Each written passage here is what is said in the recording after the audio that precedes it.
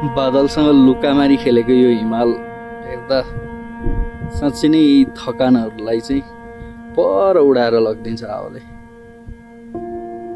साँच्चै नै एकदमै रमणीय ठाउँ छ। तपाईसँग पैसा होस् नहोस् तर घुम्ने इच्छा भयो भने चाहिँ यो ठाउँमा आउनु।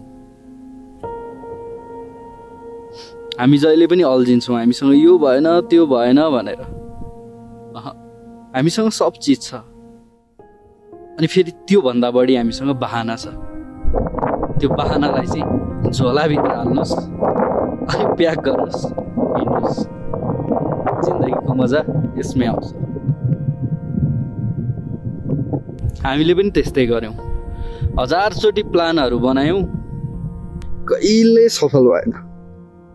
तर मैले अब यहाँ जाने है भनेर साथीलाई फोन गरेँ अनि झोला बोकेँ।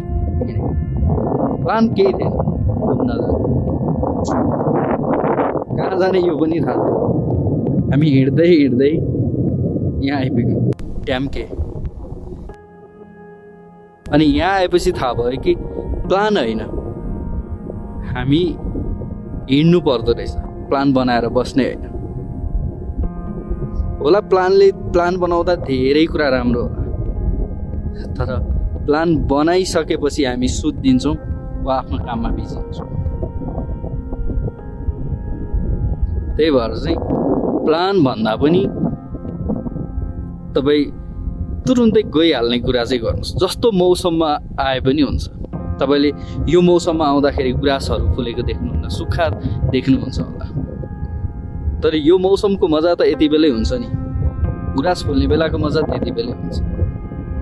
अनि हिउँ पर्ने बेलाको मजा हिउँ पर्ने बेलै हुन्छ। हरेक मौसममा हरेक चिज पाइन्छ। त्यही चिजको मजा लुट्नु छ। त्यही भएर प्लान बनाउने भन्दा पनि हिँड्नेतर्फ लाग्नुहोस्। जिन्दगीको मजा त्यसमै छ।